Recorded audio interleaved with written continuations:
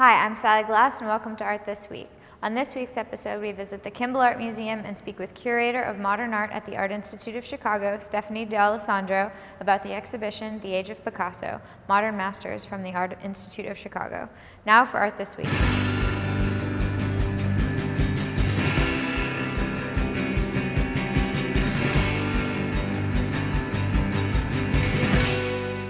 Thanks for joining us, Stephanie. I'm very happy to be here. So to start off, can you give us a basic overview of the show and how the works were selected that are here? Sure.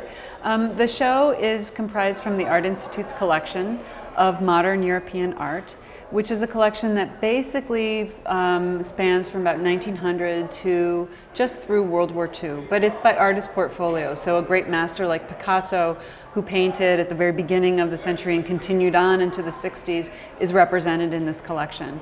And the idea of the show is to focus on two of the great titans, Picasso and Matisse, to set the tone for the show, but to pull in other works from the collection that have dialogues with Picasso and Matisse's work, to really be a wonderful representation of modern European art and all the incredible things that happened in that point and that period, but really sort of through the constant beat of the drum of Picasso and Matisse. The Chicago Art Institute is known for having one of the most amazing modern art collections in the world. Can you discuss with us a little bit how the collection was originally formed? I'm very happy to. The collection is the modern European collection is one that was started just soon after the Armory Show, but Chicago has always had a wonderful relationship with the modern. You know, in 1893, when the World Columbian Exposition happened in Chicago, it was a fair that was really celebrating the birth of the city again after the Great Fire. And there was an art exhibition at the time of contemporary art in this new bustling city, and that contemporary art was Impressionism. And it really set a fire among collectors at that time to begin to collect work like that. So the first great modern collection in Chicago, or the kind of work that collectors look to, was Impressionism. And it's part of the reason why the Art Institute is known for the great Impressionist collection we have today. There were people like Mrs. Potter Palmer who sought out the friendship of Claude Monet, for example, and traveled with Renoirs in her collection as she went around the world. So that was the real first fire. In 1913, the Art Institute hosted the Armory Show. This was the first time that European avant-garde art was shown to American audiences in a really deep and broad way. In Chicago, the exhibition was hosted by the Art Institute, and it was a special thing. You know, there was no other museum that wanted to show the Armory Show. We were the ones who stepped forward. And I think it had a lot of meaning for the Art Institute to show modern art at that time to Chicago audiences. And it was a new fire, I think, that was sparked at that time. It led to great collectors like Arthur Jerome Eddy, who became friends with Kandinsky and Franz Marc and collected German Expressionist works, and people like the Birch Bartletts, who gave us the painting that you see here. Because of that, Chicago got it has a great honor to say that we're the first museum in the country to show Picasso. And in fact, later in 1926, we were the first museum to acquire a Picasso. So it's a tradition that continues on, and one spark leads to another fire and to another blaze. And it's really a collection that reflects as much the history of art as much as the history of modern collecting in Chicago. And the Picasso that was gained in 1926, the original, is the old guitarist that we're standing in front of. Would you mind sharing with us a little bit about how it was gained for the collection, as well as sort of what the artist was going through at the time he made the work? Sure. The old guitarist is a picture that was made in late 1903, early 1904, and it's a real icon of the blue period for Picasso. This was a moment when we like to think of some personal circumstances for Picasso influencing his work, one of the most important being the suicide of his friend Carlos Casagemas, and it led to a kind of melancholy period for Picasso. But the blue period, more importantly, is really Picasso's first mature style. He no longer will look to the styles of others to completely copy in his own work, that he'll always ingest very hungrily the styles of others as he does his work. But it's a long period for Picasso when he sort of drains the color from his palettes or from his pictures, and instead uses this blue palette, which gives this kind of gloomy, moody quality to his works. Oftentimes his blue period figures, like the old guitarist, are destitute, lonely, elderly. They seem sad. In this particular case, we have this blind musician. His eyes are closed. He's singing, we can't hear him. He's strumming at a guitar whose strings we can't fully see. There's a sense of a deeper, higher sort of emotional quality to works like this. It's an absolute icon of Picasso's period and an icon in our collection. It was acquired by a very important couple, Henry Clay and Helen Birch Bartlett, who were spurred by the Armory Show and began to collect soon afterwards, after they were married in 1919.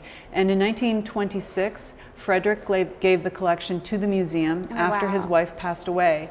And it was put on permanent display. This was a time when the museum presented entire collectors' collections. So with the gift of the Birch Bartlett collection came the expectation for it to be on permanent display. So we became the first museum to acquire a Picasso and put it on display, but we also got at that time Modigliani, Matisse, a number of other great modern artists. And it was a remarkable thing, I think, to remember that in 1926, at any time the museum was open, a person from Chicago or a visitor could come into the museum and find a Picasso, find a Matisse, find a Modigliani on permanent display. This is 3 years before MoMA, or 13 years before the Guggenheim is founded, and the only reason I bring that up is those are institutions focused on modern art. But here in this encyclopedic museum in the middle of Chicago, there was this beating heart of modernism already formed.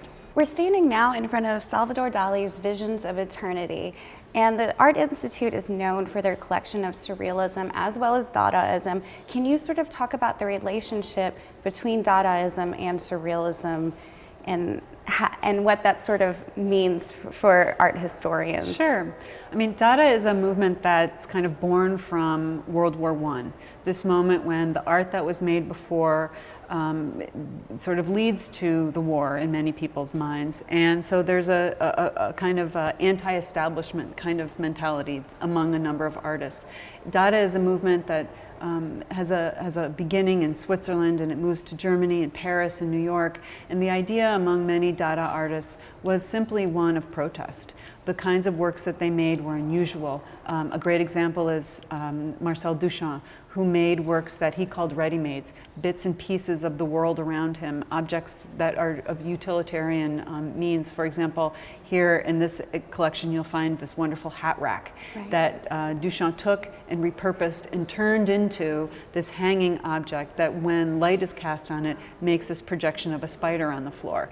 It's sort of funny and humorous, but it also was intentionally poking fun at the establishment as a way to kind of wake up a kind of old, moribund kind of society that had led to this terrible destruction. Surrealism sort of comes after Dada, and the idea really is to harness some of that interest in shaking things up, turning to the unconscious especially as a wellspring of creativity. This is, remember, at the turn of the century, Sigmund Freud is writing an interpretation of dreams, and all of that theory is kind of slowly growing and growing among artists as a new form of inspiration. So an idea in Dada of looking in different places, of making art in different ways, and this interest in the unconscious come together really in surrealism in Paris in the late 20s and the beginning of the 30s. And Dali is one of the greatest examples, I think, of surrealism. Can you take a moment just to tell us a little bit about Dali's work here, Visions of Eternity, and how it was acquired? Well, this was a very, very large, this is one of Dali's very large works. And, he's an artist who is on one strain of surrealism. He's not someone who will paint in those wonderful calligraphic, sort of unconscious, automatic kinds of lines of someone like Miro. He's interested instead of painting very realistically, with great detail and a kind of fine brush, with old master techniques almost, but paints these scenes that the more they seem recognizable, we just can't make sense of them. And this is a great example. We've got this horizon line and this kind of skeletal figure with some kind of net walking off to somewhere, and another strange figure up above with a kind of like a space through the center of its torso, and then these strange bean-like forms that are dripping off and floating in the air, and two pieces laying on the ground in the middle of what seems like a landscape, but by the way this is painted, almost seems like a sky again at the very bottom. Right. What it means is Dali's the person who knows that today. But it represents one of the great collectors in our city, Joseph Shapiro and his wife Jory, who were just, Joe Shapiro is one of the great collectors in the city. He was someone who actually welcomed other collectors to his home, taught them about collecting, inspired them to collect. And so he, in some ways, is kind of one of the great kind of patron saints of surrealist collectors in the city. And many people today look to Joe Shapiro as someone who sparked their interest in collecting surrealist work. And this is one of the great gifts that he gave to the museum. We want to thank Stephanie for speaking with us. For more information on the exhibition, go to kimbellart.org. For more information on the Art Institute, go to artic.edu. That's it for Art This Week. Thanks for watching.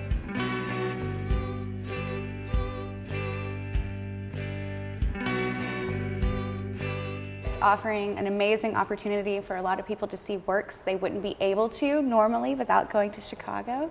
So we're very pleased to have it, and thank you for talking with us. I'm very happy to be here, and I'm very happy to have the collection here. The Kimbell is a really extraordinary space, and it's such an honor to have our collection here and to see it in this new light in this wonderful space.